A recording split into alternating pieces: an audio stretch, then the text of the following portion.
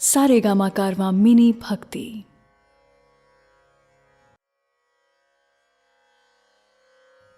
भगवत गीता अध्याय 17 श्रद्धात्रय विभाग योग। दोस्तों, जब भी धर्म संकट आए कि ये काम करूं या ना करूं, तो ऐसे समय में एकमात्र उपाय है कि शास्त्र क्या कहता है। और शास्त्र है भगवत गीता, यानी कि कृष्ण का ज्ञान। वैसे और भी शास्त्र हैं, लेकिन गीता में एक विशेष बात है, और वो ये कि कृष्ण स्वयं भी आपके साथ हैं। नमस्कार दोस्तों, मैं शैलेंद्र भारती भगवत गीता के 17वें अध्याय तक आपके साथ साथ पहुंच गया हूं, जिसका विषय है श्रद्धात्रय विभाग योग। श्रद्धा क्या होती है और उसके कितने प्रकार हैं, यही कृष्ण इस अध्याय में बता रहे हैं।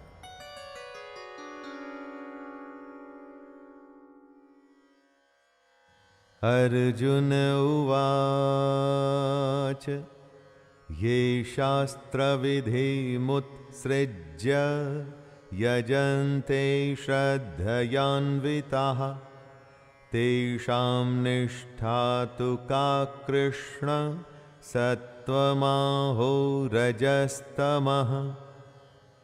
सबके लिए शास्त्र जानना आसान नहीं। जानना अगर संभव भी हो जाए, लेकिन उसको अपने दैनिक कार्यों में लाना तो और भी मुश्किल है। किंतु ऐसा भी तो हो सकता है कि कोई मनुष्य ऐसी पूजा कर रहा है जो शास्त्र के अनुसार तो नहीं, लेकिन उस मनुष्य की श्रद्धा पूर्ण है। मनुष्य की श्रद्धा को आप दोष नहीं दे सकते। तब क्या उसकी पूजा मान्य होगी? ऐसा ही सवाल करते हुए अर्जुन कहते हैं, हे कृष्ण, जो मनुष्य शास्त्र विधि को त्याग कर श्रद्धा से युक्त हुए देवादि का पूजन करते हैं, उनकी स्थिति फिर कौन सी है? सात्विकी है या राजसी या तामसी? श्री भगवानुवाच त्रिविधा भवति श्रद्धा देहिनां सा स्वभावजा सात्विकी राजसी चैव तामसी चेति तां शृणु। वो पूजा जो शास्त्र विधि के अनुसार नहीं, लेकिन उसमें श्रद्धा पूरी है, तो ऐसी पूजा को क्या मानेंगे? इस प्रश्न का जवाब देते हुए कृष्ण कहते हैं, मनुष्यों की श्रद्धा 3 प्रकार की होती है। श्रद्धा वो होती है जो स्वभाव से उत्पन्न होती है, यानी कि अनंत जन्मों के किए हुए कर्मों के संचित संस्कार से उत्पन्न हुई होती है। ऐसी श्रद्धा को स्वभावजा कहते हैं। ये 3 तरह की होती है, सात्विकी, राजसी तथा तामसी। आपके कर्म आपके संस्कार बनके आपके साथ साथ चलते हैं, और वही आपका स्वभाव भी बनता है। उसी स्वभाव में आपकी श्रद्धा होती है। सत्वानुरूप सर्वस्य श्रद्धा भवति भारत श्रद्धामयोऽयं पुरुषो यो यच्छ्रद्धः स एव सः। श्रद्धा की परिभाषा बताते हुए कृष्ण कह रहे हैं कि सभी मनुष्यों की श्रद्धा उनके अंतःकरण के अनुरूप होती है। इसलिए जो पुरुष जैसी श्रद्धा वाला है, वह स्वयं भी वही है। जो आप हैं वो ही आपकी श्रद्धा है, जो आपकी श्रद्धा है वो ही आप हैं। जैसी वृत्ति वैसा पुरुष। मन, चित्त, मस्तिष्क, ये सब हमारे ही शरीर में है। सब में आपस में एक तारतम्य है। आपके कर्म आपके संस्कार बनकर के वापस आपको बनाते हैं। इस तरह से पुरुष में श्रद्धा भी बनती है। जैसी देवी या आसुरी प्रवृत्ति होती है, जिस तरह से 3 प्रकृतियां होती हैं, उसी तरह से श्रद्धा के भी 3 रूप होते हैं। यजन्ते सात्विका देवान् यक्षरक्षांसि राजसाः प्रेतान् भूतगणांश्चान्ये जयन्ते तामसा जनाः। श्रद्धा के रूपों को समझाते हुए कृष्ण तीनों रूपों की पहचान कर रहे हैं। सात्विक पुरुष देवों को पूजते हैं, राजस पुरुष यक्ष और राक्षसों को, तथा अन्य जो तामस मनुष्य हैं वे प्रेत और भूत गणों को पूजते हैं।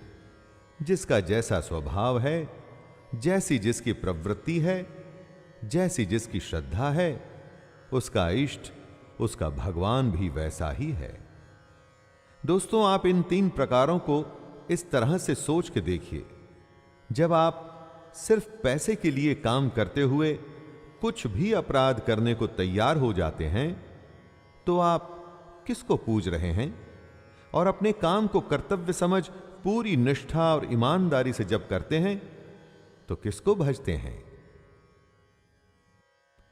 अशास्त्र विहितं घोरं तप्यन्ते ये तपो जनाः दम्भाहंकार संयुक्ताः कामराग बलान्विताः कर्षयन्तः शरीरस्थं भूतग्राममचेतसः मां चैवान्तः शरीरस्थं तान् विद्यासुरनिश्चयान्। हजारों में से कोई एक ही होता है जो शास्त्र विधि पर न चलने के बावजूद भी सत्य को प्राप्त होता है। ज्यादातर मनुष्य जो शास्त्र विधि से नहीं चलते और अपने ही मन के अनुसार कुछ भी करते हैं, अपने दंभ और अहंकार में वो अपनी कामना को अधिक महत्व देते हैं। अपनी आसक्ति और बल के अभिमान पर वो कुछ भी करने को तत्पर रहते हैं। ऐसे पुरुष आसुरी होते हैं। इस तरह के पुरुष अविवेकी होते हैं, यानी कि सही और गलत में फर्क करने की क्षमता इनमें नहीं होती।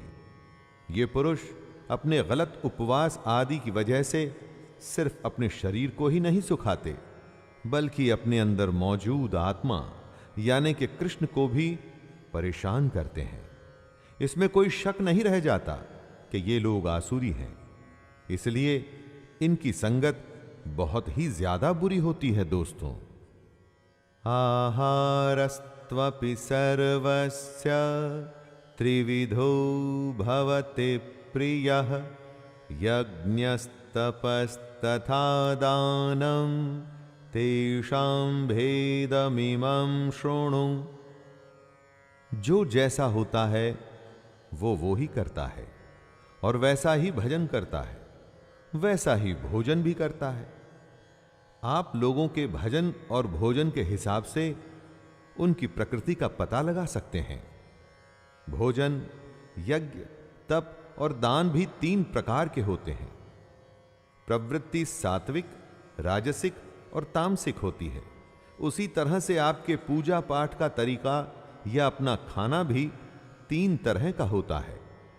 अपने स्वभाव के अनुसार ही आप अपना जीवन चुनते हैं, और इस जीवन में सब कुछ एक डोर से बंधा होता है, और यह डोर आपका स्वभाव है, जिसमें सब कुछ लगभग एक जैसा ही मिलेगा आपको। जिसे सफाई पसंद है, उसकी हर वस्तु में, सोच में आपको सफाई ही मिलेगी। आयुः सत्व बलारोग्य सुख प्रीति विवर्धनः रस्यः स्निग्धः स्थिरार्ध्यद्या आहाराः सात्विक प्रियाः। कृष्ण ने बताया कि भोजन भी प्रवृत्ति की तरह 3 तरह के होते हैं। इनमें सबसे पहले आता है सात्विक भोजन। ऐसा भोजन अच्छा होता है जो रस युक्त होता है, चिकना और स्थिर, यानी कि स्टेबल रहता है दोस्तों। स्थिर रहने वाला खाना वो होता है जिसका सार हमारे शरीर में बहुत समय तक रहता है, और ऐसा खाने से हमारी आयु, बुद्धि और बल बढ़ता है। इस तरह के भोजन से हम आरोग्यशाली होते हैं, बीमारियों से बचते हैं। ऐसे खाने से सुख और प्रीति बढ़ती है। स्वभाव से ही मन को प्रिय ऐसे आहार अर्थात भोजन करने के पदार्थ सात्विक पुरुष को प्रिय होते हैं। कट्वं ललवणात्युष्ण तीक्ष्ण रुक्ष विदाहिनः आहारा राजस्येष्टा दुःख शोकामय प्रदाः। 3 तरह के खानों के भेद बताते हुए इस श्लोक में कृष्ण राजसिक खाने का भेद बता रहे हैं। क्या होता है राजसिक भोजन? जो खाना कड़वा होता है, खटास से भरा होता है, यानी कि खट्टा होता है, जिसमें भरपूर लवण यानी कि नमक होता है, एकदम गरम, बहुत तीखा और रूखा खाना राजसिक होता है। इस तरह का खाना दुख, चिंता तथा रोगों को उत्पन्न करने वाला माना जाता है। स्वाभाविक है कि राजसिक भोजन राजस पुरुष को पसंद आता है। राजसिक खाने में अति होती है, नमक की, गर्मी की, तीखेपन और रूखेपन की। यातयामं गतरसं पूति पर्युषितं च यत् उच्छिष्टमपि चामेध्यं भोजनं तामसप्रियम्। इस श्लोक में कृष्ण तामसिक खाने को डिफाइन कर रहे हैं दोस्तों। जो भोजन अधपका, रस रहित और दुर्गंध युक्त होता है, यानी कि ठीक तरह से जो खाना पका नहीं होता, जिसमें रस नहीं होता और जिस खाने में से सुगंध न आकर दुर्गंध आती हो, उस खाने को तामसिक माना जाता है। ये सारे गुण बासी और अपवित्र खाने के हैं। तामस पुरुष ही इस तरह के खाने को पसंद करते हैं।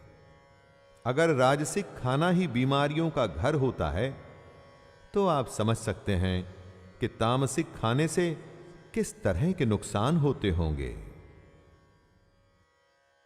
अफलांकाक्षिभिर्यज्ञो विधिदृष्टो य इज्यते यष्टव्यमेवेति मनः समाधाय स सात्विकः। कृष्ण यज्ञ यानी कि उपासना, पूजा के तरीके को बता रहे हैं। सात्विक यज्ञ किस प्रकार का होता है?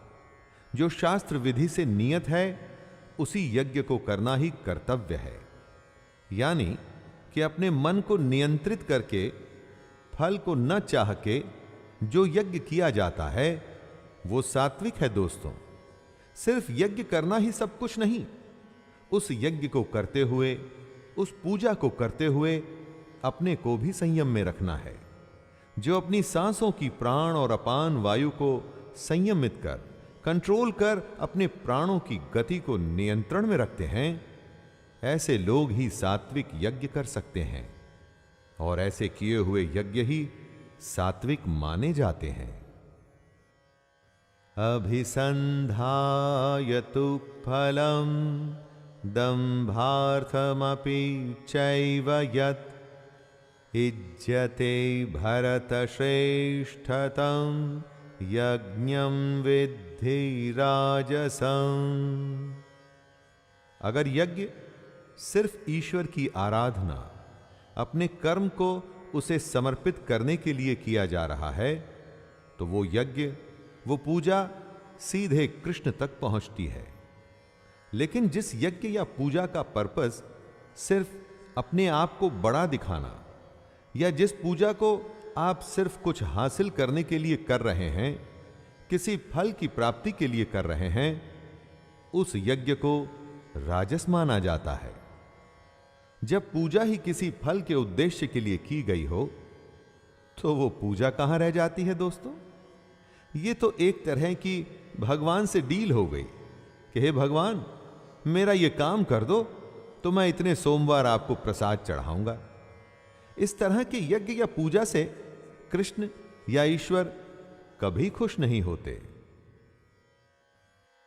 विधिहीनम सृष्टान्नम मंत्रहीनम दक्षिणम श्रद्धा विरहितं यज्ञं तामसं परिचक्षते। जिस यज्ञ में शास्त्र का बिल्कुल भी सम्मान नहीं किया जाता, जिसमें अन्नदान नहीं किया जाता, ऐसा यज्ञ जिसमें मंत्र नहीं होते, जिसमें दक्षिणा नहीं दी जाती, जिसमें श्रद्धा नहीं होती, ऐसे किए जाने वाले यज्ञ को तामस यज्ञ कहते हैं। जहां शास्त्रों के अनुसार मंत्रोच्चारण नहीं हो रहा, जिसमें दान नहीं हो रहा, और जहां पर यज्ञ या ईश्वर के लिए मन में सम्मान और श्रद्धा ही नहीं, वो यज्ञ कैसे हो सकता है? वो तो एक तरह से आप छल कर रहे हैं। इसीलिए ऐसे यज्ञ को तामस कहा गया है। देवद्विज गुरु प्राज्ञा पूजनम शौचमार्जवम ब्रह्मचर्यम अहिंसा च शारीरम तप उच्यते। तप यानी कि तपस्या क्या होती है, कैसे की जाती है और कितने तरह की होती है, इसको समझाते हुए कृष्ण कह रहे हैं, देवता, ब्राह्मण और गुरु की पूजा करना ही तप होता है। गुरु का अर्थ आप मानिए कि माता, पिता, आचार्य और वृद्ध, जो आपसे किसी भी प्रकार से बड़े हों, ऐसे लोगों का सम्मान, उनकी कही बातों पर चलना और उनकी पूजा ही तप होता है। जीवन में पवित्रता, सरलता, ब्रह्मचर्य और अहिंसा, जब ये विशेषताएं होती हैं, तो इस तरह के तप को शरीर संबंधी तप कहा जाता है। ये तप जो शरीर से किया जाता है। अनुद्वेगकरं वाक्यं सत्यं प्रियहितं च यत् स्वाध्यायाभ्यसनं चैव वाङ्मयं तप उच्यते। जब आप उद्वेग नहीं करते, प्रिय, हितकारक एवं यथार्थ भाषण करते हैं, यानी कि ऐसी बातें करते हैं जो औरों को अच्छी लगें, उन बातों से सबका फायदा हो और यथार्थ हो, यानी वो बातें सच हो, इस तरह के तप को वाणी संबंधी तप कहा जाता है। दोस्तों, उद्वेग न करना यानी कि एक्साइट न होना।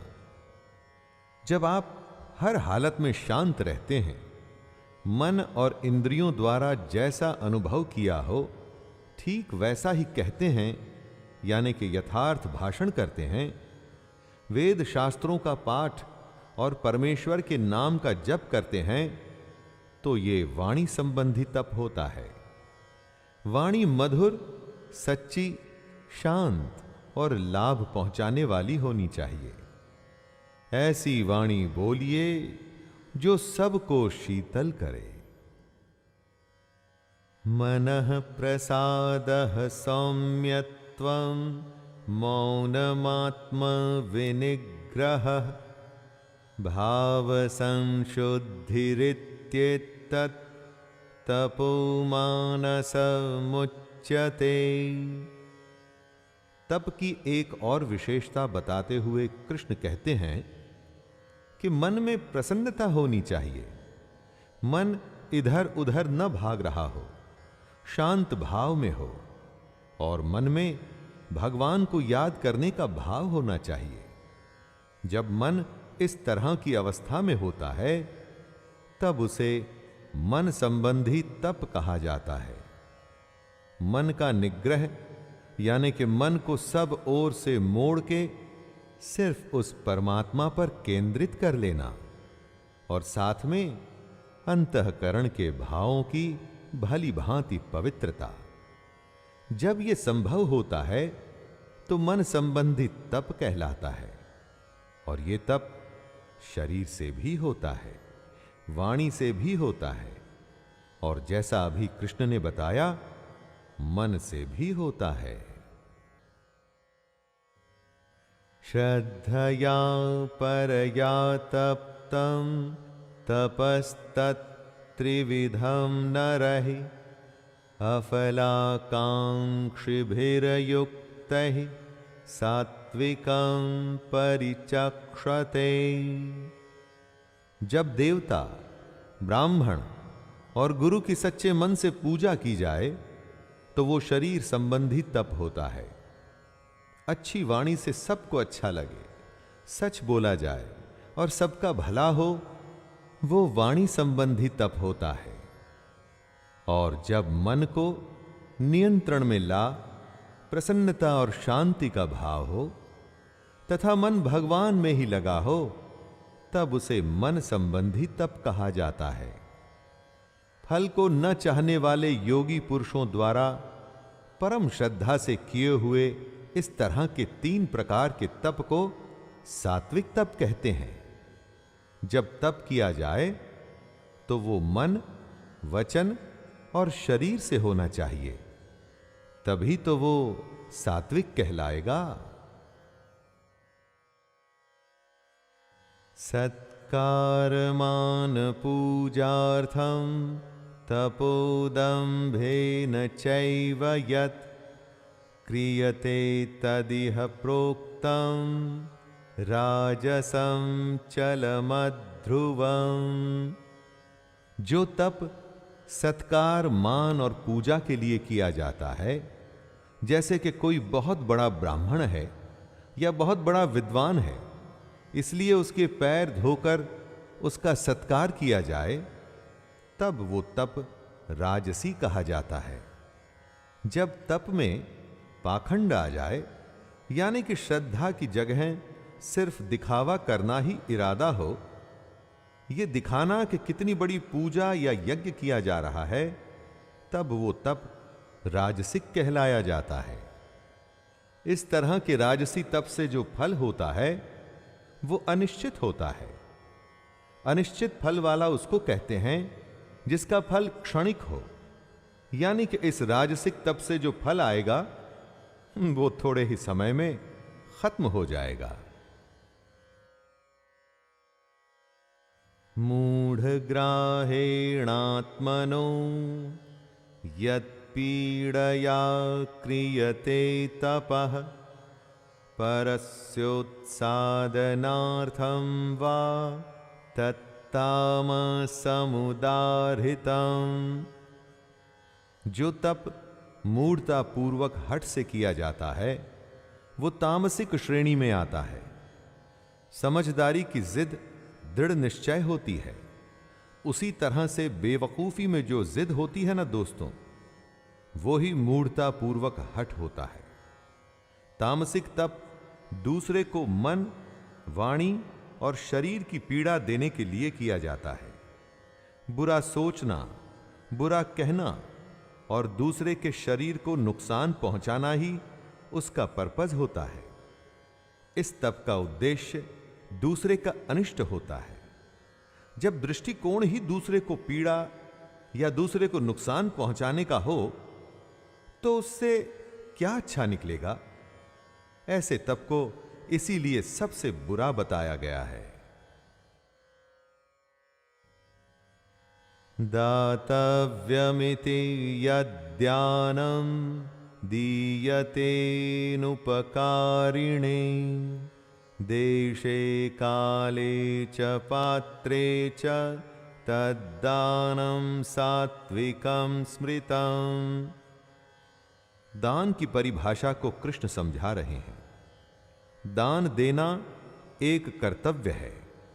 जब जहां पर जिस वस्तु का अभाव हो, उसी वस्तु द्वारा प्राणियों की सेवा करने को ही दान कहा जाता है।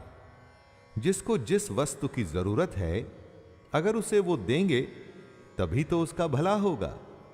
भूखे, अनाथ, दुखी, रोगी, असमर्थ और भिक्षुक को अन्न, वस्त्र और औषधि दी जानी चाहिए। इरादा जरूरतमंद की जरूरत पूरा करने का होना चाहिए दोस्तों। जब ऐसा होता है तो वो दान सात्विक कहलाया जाता है। सात्विक दान करते हुए उपकार की भावना, जैसे कि मैंने इतना बड़ा काम कर दिया, ऐसा भाव नहीं होना चाहिए।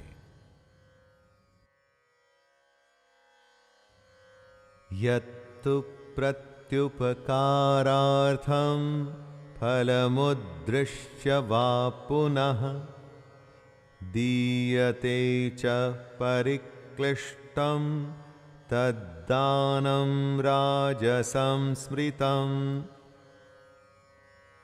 जो दान क्लेश पूर्वक यानी कि परेशान होकर किया जाए, जैसे आजकल चंदे आदि में धन दिया जाता है, उस तरह का दान राजसिक कहलाता है। अगर फल को दृष्टि में रखकर, जैसे कि मैं ऐसा दान करूंगा तो मुझे वो फायदा होगा, मान बढ़ाई मिलेगी, प्रतिष्ठा मिलेगी, लाभ की प्राप्ति होगी, ऐसे दान को राजस दान कहा जाता है। देने में अगर लेने का भाव आ जाए कि दान के बदले में आपको नाम, लाभ या प्रतिष्ठा मिलेगी, तो वो कभी भी सात्विक दान नहीं कहलाया जा सकता। अरे दान तो खुश होकर करने वाली वस्तु है दोस्तों। क्लेश या जबरदस्ती किया गया दान राजसिक ही माना जाता है। अदेश काले यद्दानम पात्रेभ्यश्च दीयते असत्कृतमवज्ञातं तत्तामसमुदाहृतम्। जब जहां जिस वस्तु की जरूरत न हो, वहां पर वो ही वस्तु ऐसे इंसान को दी जाए तो वो दान तामसिक माना जाता है। अगर आप चोर को दान देते हैं तो उसका क्या प्रयोजन हो सकता है? जिस दाम में सत्कार नहीं है, यानी कि बिना सम्मान के जब किया जा रहा है, तब वह दान तामसिक कहा जाता है। ऐसा कहा जाता है कि कुपात्र को यानी कि बुरे आदमी को दान देने से खुद देने वाला ही नष्ट हो जाता है। इसलिए तामसिक दान बहुत ही बुरी चीज है। हमारे अपने जीवन में भी कई बार ऐसा होता है, जब बिना सम्मान, बिना जरूरत हम गलत लोगों को दान देते हैं। वो तामसिक दान ही होता है। ओम तत्सदिति निर्देशो ब्रह्मणस्त्रिविध स्मृतः ब्राह्मणास्तेन वेदाश्च यज्ञाश्च विहिताः पुरा। यज्ञ, दान और तप को सद्गुण संपन्न बनाने के लिए, यानी कि यज्ञ, दान और तप को सभी गुणों से संपन्न करने के लिए 3 तरह के निर्देश दिए गए हैं। ओम, तत् और सत, ये तीनों सच्चिदानंद घन ब्रह्म के नाम हैं। निर्देश उसको कहा जाता है दोस्तों, जिससे कि कोई वस्तु बतलाई जाती है। यज्ञ, दान और तप को बताने के लिए ब्रह्म के इन 3 नामों का इस्तेमाल किया जाता है, और वे हैं ओम, तत् और सत। इसके पीछे भी वजह है दोस्तों। क्योंकि सृष्टि के आदि काल में ब्राह्मण और वेद तथा यज्ञादि ओम, तत् और सत से ही रचे गए। ओम, तत् और सत उस ब्रह्म की तरफ इशारा करते हैं और उनका संकेत भी देते हैं। तस्मादोमित्युदाहृत्य यज्ञदान तपः क्रियाः प्रवर्तन्ते विधानोक्तः सततं ब्रह्मवादिनाम्। ओम, तत् और सत की महिमा बताते हुए कृष्ण समझा रहे हैं कि यज्ञ, ब्राह्मण और वेद ओम से ही पैदा हुए हैं। यही वजह है कि वेद मंत्रों का उच्चारण ओम से शुरू किया जाता है। श्रेष्ठ पुरुषों की शास्त्र विधि से नियत यज्ञ, दान और तप रूप क्रियाएं सदा ओम यानी कि परमात्मा के नाम के उच्चारण करके ही आरंभ होती है। ओम शब्द की बहुत बड़ी महिमा है।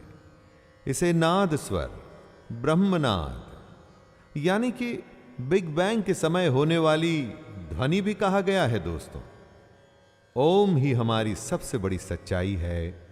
ओम ही हमारी आत्मा है।